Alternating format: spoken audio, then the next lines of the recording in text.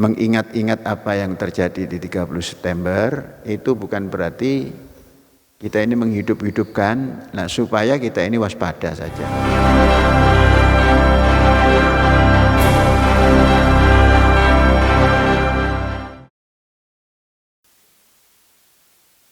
Kalau kita berbicara 30 September, itu kita membaca sejarah. Kalau membaca sejarah, itu maknanya kita harus mencatatnya dari bacaan kita itu.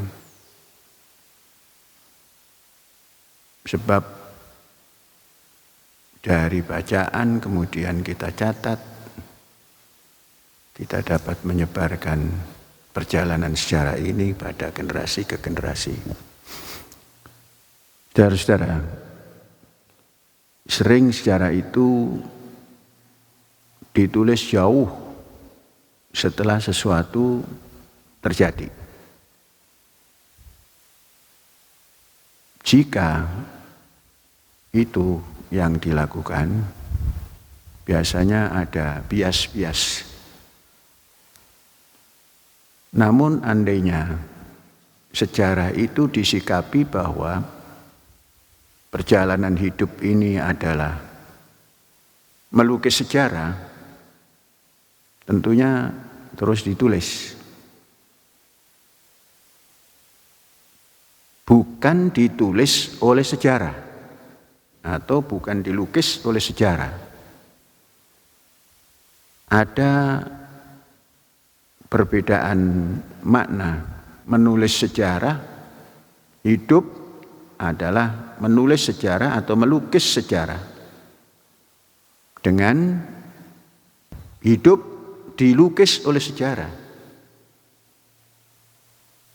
Kehidupan yang dilukis oleh sejarah. Biasanya kalau sesuatu yang terjadi kemudian ditulis dalam tulisan sejarah atau dengan tata cara metode tulisan sejarah, itu akan lengkap karena pelakunya yang menulis. Kalau sudah lewat saat berlaku baru ditulis dan bukan oleh pelakunya, nah di situ yang bisa tumbuh tanggapan-tanggapan. Saudara-saudara, membaca sejarah itu kalau ditulis hari ke hari, detik ke detik, itu namanya kronik sejarah. Tapi kalau ditulis jauh setelah itu, walaupun dikatakan kronik sejarah, ada sesuatu yang tertinggal. Karena sejarah kalau dipandang dari sisi bukan pelakunya dan jauh setelah sesuatu itu terjadi, maka timbul tafsiran-tafsiran lain. Orang bisa menafsirkan karena dia memandang dari tulisan yang lain atau kesimpulan-kesimpulan yang lain. Begitu juga halnya dengan 30 September. Mengingat-ingat apa yang terjadi di 30 September itu bukan berarti kita ini menghidup-hidupkan, nah supaya kita ini waspada saja. Waspada, teori infiltrasi ini terus berjalan dan agitasi melalui infiltrasi terus berjalan dan sikap-sikap yang bisa dirasakan juga terasa. Nah, ini pentingnya kita membangun budaya untuk mencatat kejadian-kejadian, ya minimal di lingkungan kita. Saudara-saudara sekalian, kita membangun ini tidak hanya membangun fisik, tapi membangun manusia seutuhnya. Jadi seharusnya di dalam kehidupan seperti ini tatanan itu dipertahankan atau dikuatkan atau ditambah, disempurnakan. Sehingga terjadilah budaya antara, ada kan kalau kita mengikuti adab memberikan salam itu, yang pertama al-qalil alal kasir,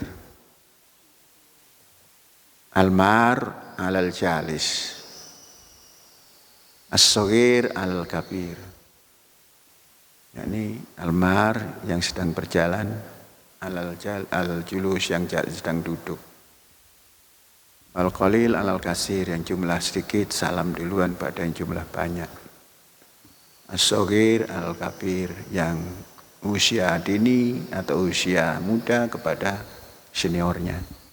Nah, ini budaya yang seperti ini di dalam kita membangun kampus kita, membangun Az-Zaitun kita, ini harus diteguhkan supaya tidak terjadi apa yang dikendaki, apa yang dilakukan, semuanya tidak memakai apa yang kita bangun manusia seutuhnya ini.